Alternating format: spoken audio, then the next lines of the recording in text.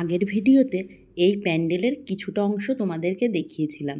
ভাবলাম প্যান্ডেলের ডেকোরেশনটা যখন এতটাই সুন্দর, তো চলো তোমাদের সাথে পুরো প্যান্ডেলটাই শেয়ার করি। তখন কিন্তু প্রায় বিকেল 4টে কি 4:30 হবে। দেখো তাতেই লোকের সমাগম, ভিড়। তো এত সুন্দর প্যান্ডেলটা করেছে, তো তোমাদেরকে পুরোটাই দেখানোর জন্য আমি ভিডিওটা আবারও পোস্ট করলাম। তো যাই হোক বন্ধুরা, তোমরা কিন্তু কমেন্ট করে জানাবে প্যান্ডেলটা কেমন লেগেছে। আর এই মণ্ডপের প্যান্ডেল প্রত্যেক বছর খুব খুব খুব সুন্দর করে, একদম অন্য রকম একটা, মানে আমাদের চাহিদা থাকে যে ওই প্যান্ডেলটা প্রত্যেক বছর সুন্দর করে, এবছর হয়তো আরও সুন্দর করবে। তো এই পার্টটা তোমাদের সাথে আমি শেয়ার করেছিলাম। এই পুজোর মূর্তিটা মানে প্রতিমাটা একটু অন্যরকম, আমার ঠিক মনে হয়েছে ওই বুদ্ধদেব আছে ও মানে ওনার মতো আর কি, ওই গৌতম বুদ্ধের মতো।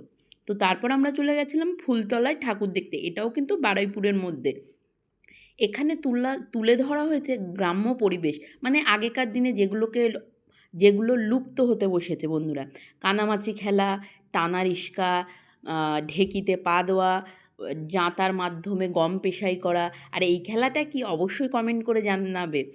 এই যে হাল চষা, মানে এতটাই সুন্দর। আর এখানে না পুরোটাই করেছে ওই বাঁশের, মানে বাঁশ গাছের যে চাঁচারি হয় না পাতলা পাতলা, সেইটা দিয়ে ডেকোরেশন করেছে।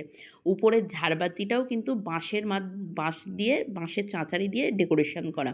তারপর আমার ছেলে একটু ভিডিও মানে ফটোশ্যুট করে নিল প্যান্ডেলের ভিতরে এবং বাইরে। আর আমি ফটোশ্যুট করতে গিয়ে হয়ে গেছে ভিডিও। যাই হোক বন্ধুরা, ভিডিওটা কেমন লাগলো অবশ্যই বলবে। আর এই হচ্ছে মূর্তি।